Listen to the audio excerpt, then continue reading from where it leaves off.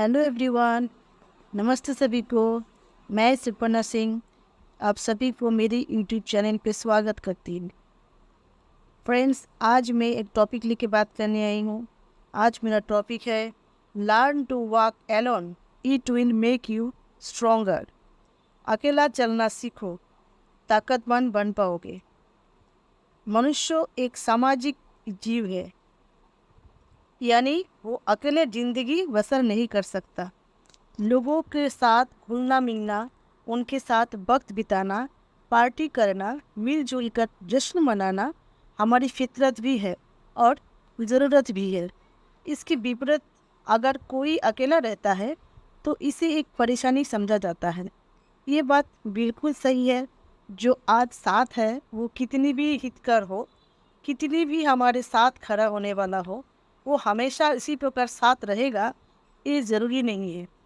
परिस्थिति या समय का फेर या कुछ ऐसा कारण हो सकता है जो कोई चाहकर भी हमारे साथ नहीं दे सकते हैं। बदलते ज़माने के साथ लोगों को रहन सहन तो बदल ही रहा है, साथ ही जीने का तरीका भी बदल रहा है।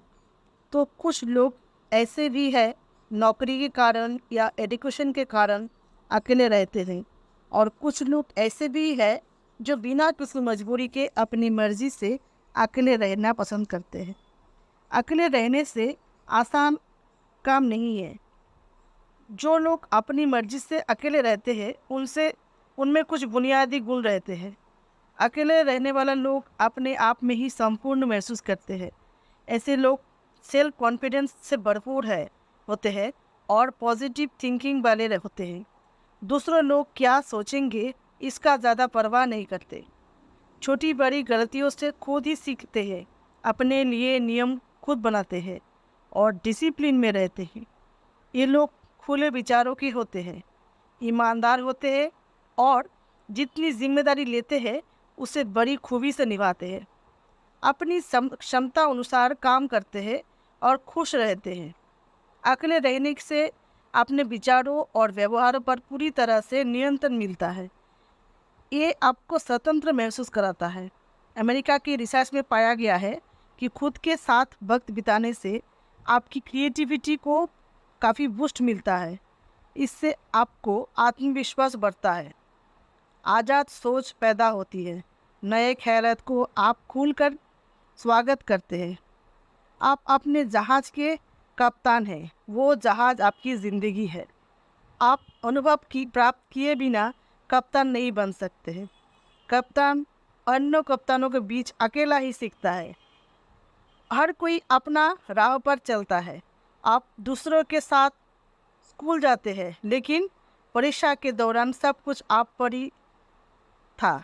आप अपने दोस्तों पर निर्भर नहीं थे। जीवन ऐसा ही है। अपनी शक्ति का एहसास करने के लिए आपको अकेले रहने की ज़रूरत है। अकेलेपन को ताकत कैसे बना सकते हैं, इसके ऊपर एक स्टोरी सुनाती हूँ। बहुत दिन पहले की बात है। एक गुरु के आश्रम में शिष्यों को ज्ञान मिलता था। गुरु का ज्ञान देने का तरीका बड़ा अनूठा था। शुरुआत में शिष्यों को उपदेश के माध्यम से ज्ञान देते थे। उसके बाद उस ज्ञान को अनुसरण करने के लिए कहते थे और उसे जीवन में उतारने को कहते थे। एक बार एक सम्राट ने उनको बेटे को गुरु के पास शिक्षा के लिए भेजा। सम्राट ने गुरु को प्रार्थना की कि उस सम्राट के बेटे को और दूसरे बच्चे की तरीके से ही ज्ञान दे, एक साधारण बच्चे की तरह। तो गुरु ने कहा, ज्ञान इसी तरह से दिया जाता है। अगर कोई अपने आप को बड़ा समझता है तो वो ज्ञान संग्रह नहीं कर पाते हैं। आप निश्चिंत रहिए सम्राट। ये कहकर गुरु ने उन बच्चों को लेके अपने समुद्र के पास टहलने के लिए चला गया और आश्रम के सभी बच्चे उसे देख रहे थे। सम्राट अपने बेटे को रथ में लाया था तो वो लोग समझ गए थे ये सम्राट का ही बेटा है। सभी बच्चे उसके ऊपर आकर्षित हो गए। सम्राट का बेटा है तो उसके साथ दोस्ती करने में उन लोगों को इच्छा हुई। सम्राट का बेटा अचानक फूट फूट कर रोने लगा। वो 12 वर्ष की था तो रोएगा तो अकेला छोड़ के चला गया। वो समझ नहीं पा रहा था कि उसके पिता उसके भलाई के लिए उसे वह छोड़ गया। तो गुरु ने कहा, बेटा मैं तुम्हें चुप नहीं कराऊंगा। याद रखना, जीवन में इंसान अकेला ही आता है और अकेला ही जाता है। जितनी जल्दी ये बात इंसान समझ लेता है, वो इतनी जल्दी जिस किसी का जाने का एहसास नहीं करता है। धीरे धीरे तुम्हें आश्रम में रहने का आदत हो जाएगा और तुम्हें ये जगह महलों जैसा लगने लगेगा। तो शाम होने के बाद बच्चे आहार कक्ष में गया। कुछ बच्चे उसके पास आने लगे। सोचा, सम्राट का बेटा है, अगर हम इससे दोस्ती करते हैं तो बहुत फ़ायदा हो सकता है। लेकिन कुछ बच्चे ऐसे भी थे जो अकेला रहना सीख गया था, जो दिखावे में विश्वास नहीं करते थे। वो अपना भोजन में ध्यान दे रहे थे और खाना खा रहे थे। कुछ दिन बाद सम्राट का बेटा अपने आसपास दोस्त को भीड़ बना लिया। आखिर सम्राट का बेटा था। सुख सुविधा, दास दासी का आदत था। गुरु को सब पता था। गुरु उसको एहसास करने के लिए पहाड़ी की चोटी में ले गए और कहा, तुम्हारा ज्ञान पूरा हो चुका है, सिर्फ आखिरी रात तुम्हें यहाँ पर रहना होगा। कल तुम्हें मैं अपना महल में पहुँचा दूँगा। तो बच्चे तो बहुत खुश हो गया। बच्चे ने पूछा, गुरुजी यहाँ मुझे कौन सा ज्ञान मिलेगा? गुरु ने कहा, यहाँ पर चट्टान के पीछे छुप के तुम बैठे रहना होगा और रोज रात यहाँ पर एक बाज आता है। तुम उस बाज की गतिविधियाँ और खूबियाँ गौर से देखना और अगले दिन अगर तुम इस बाज की खूबियाँ बता पाए तो मैं तुम्हें राजमहल भिजवा दूंगा। और सुबह होने के बाद यहाँ पर एक चरावा भेड़ों को लेकर यहाँ आते हैं। तुम उस भेड़ों की गतिविधियाँ को भी देखना। याद रखना, रातों को बाज की गतिविधि और दिन में भेड़ों की गतिविधि देखना है। अगर तुम दोनों की गतिविधियों ध्यान से देखकर मुझे बता पाए तो तुम हमेशा के लिए आज़ाद हो जाओगे और अपने महल में खुद लेके जाऊंगा तुम्हारा ज्ञान पूरा हो जाएगा। ये कहकर गुरु को अपना आश्रम में लौट आया और वो बच्चा चट्टान के पीछे खड़ा होकर बाज का इंतज़ार करने लगा। काफ़ी वक्त बीत जाने के बाद वो बाज बच्चे के पास पहुंचा। बच्चे ने सारी रात बाज की गतिविधि देखा और सुबह जब चरवाहा भेड़ों को लेके आया, उस बाज ने एक भेड़ के बच्चे को अपने पंजे में दबाकर आसमान में उड़ गया। उसने उस मेमने का शिकार कर लिया। ये सारा दृश्य देख के वो बच्चा अपना गुरु के आश्रम में आ गया। उसने गुरु को प्रणाम करके बोला, आश्रम में सारे बच्चों को बुलाइए गुरुजी, मैं सबको बताना चाहता हूँ कि मैंने क्या देखा। बच्चे ने बोला, मैंने जीवन में बहुत से पक्षी देखा, लेकिन बाज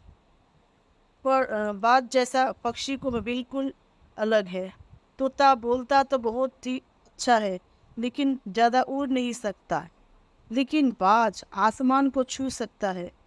जब भी एक बाज अपने शिकार को निश्चित कर लेता है तो उस शिकार पर नज़र गड़ाए रखते हैं, चाहे वो कितनी भी ऊंचाई में क्यों ना हो, चाहे तूफान भी आ जाए, लेकिन उसका नज़र हमेशा अपने लक्ष्य पर स्थिर रहता है। हमें भी अपना लक्ष्य पर स्थिर रहना चाहिए। ये मैंने बाज से सीखा। बाज हमेशा अकेला रहता है, अकेला उड़ता है, दूसरों छोटे पक्षियों को साथ नहीं उड़ता है। इससे हमें ये सीख लेनी चाहिए कि हमें भी कभी छोटे सोच वाले लोगों के साथ नहीं रहना है। आखिरकार हम भी उसी जैसा बन जाते हैं जिनके साथ हम रहते हैं। इसीलिए ये तो बड़े सोच वाले लोगों के साथ रहो, नहीं तो अकेला रह जाओ। जब हम अकेले रहते हैं तो हम खुद की कमज़ोरी और खुद की कमज़ोरी का ज्ञान जान पाते हैं। कमज़ोरी को जान के उनको दूर कर सकते हैं और ताकत को जानकर उसका सही इस्तेमाल कर सकते हैं। और एक सीख बाज से हमने सीख सकते हैं। बाज हमेशा अपने सीमा से ऊपर उठकर उड़ता है। जब तूफान आता है तब हर पक्षी अपने घोंसले की तरफ भागता है, खुद को छुपाने की कोशिश करता है और एक बाज ऐसा कुछ भी नहीं करता है। वो खुद की सीमाओं को तोड़कर बादल से ऊपर उड़ने की कोशिश करता है। अंत में बादल से भी ऊपर निकल जाता है और वहाँ तब तक उड़ता रहता है जब तक कि मौसम ठीक नहीं हो जाता है। बहादुर तो वो लोग होते हैं जो तूफान से टकरा जाता है। और पांचवी बात से अब हम अपने घोंसले में कभी कोमल तिनके कोमल घास इनका कोमल तिनका नहीं रखता है। जो घास तिनके कोमल हो जाता है उसे निकाल कर फेंक देता है। उसी तरह चाहे कितने भी आरामदायक जीवन आपको मिल रहा है, उस आराम से ऊपर उठकर अपने आलस्य को त्याग कर मेहनत करनी चाहिए। हर दिन अपने आप को चुनौती दो, हर दिन मुश्किलों से लड़ो, क्योंकि वही मुश्किलें तुमको मजबूत बनाएंगे। बाज की उम्र लगभग 70 साल की होती है, लेकिन 40 साल में की उम्र उसका शरीर बूढ़ा हो जाता है। नाखून उसका धंसने लगता है, पंख शरीर में चिपक जाता है, चोंच मुड़ जाते हैं, शरीर भारी हो जाता है। ऐसी स्थिति में शिकार करना तो क्या, उड़ने की हालत में भी नहीं रहता है। ऐसे में उसके पास दो विकल्प है, या तो खुद को इस हालत के शिकार करके भूखा प्यासा मर जाए, और दूसरा विकल्प ये है कि 6 महीना बढ़ती है। दूसरा और एक विकल्प है। विकल्प क्या है? 6 महीना बहुत ही दर्दनाक प्रक्रिया से गुजरते हैं और खुद को पहले जैसा मजबूत बनाने के लिए। लेकिन बाज तो बाज है, इसके लिए वो खुद को एक ऊंची पहाड़ों पर ले जाता है और अपने चोंच से खींच कर अपने सारे पंखों को उखाड़ देता है। चट्टान से पैर मार कर अपने पंजे को तोड़ देते हैं। उसके बाद उसी चट्टान पर अपना चोंच को पटक कर तोड़ देता है और ऐसी लहूलुहान अवस्था में खुद को जानवरों से बचाते हुए अगले 6 महीना तक ये दर्द सहन करता है और इंतज़ार करता है कि नई चोंच, नई पंजों और पंखों का उगने की, और फिर से नई जिंदगी शुरू करता है और निकल पड़ता है अपने शिकार पर और अगले 30 साल तक राज करता है। इसीलिए समय आने पर हमें भी पुराने आदतों को छोड़ना पड़ता है और समय के साथ खुद को बदलना होता है, नहीं तो हमारा भी शिकार हो सकता है। इसके बाद सम्राट ने बेटे ने वीर को विशेषता बताए। भेड़ हमेशा झुंड में रहता है, एक साथ रहता है। उसे झुंड में एक साथ रहने से हिम्मत मिलती है, लेकिन जब भी उसका शिकार होता है तब झुंड तितर बितर हो जाता है और उस भीड़ में से एक भी भेड़ अपने साथी को मदद के लिए वापस नहीं आते हैं। इससे हमें ये सीख मिलती है, हमारे आसपास जितने भी लोग हैं किसी पे भी यकीन नहीं करना है। बिलीव हमेशा खुद पर ही करना होता है, क्योंकि बुरा समय आने पर लोगों का भीड़ कब तितर बितर हो जाएगा आपको पता नहीं चलेगा। गुरु को प्रणाम करते हुए सम्राट के बेटे ने कहा, गुरुदेव, अगर मुझसे कोई सीख रही गई हो तो कृपा करके बता दीजिए।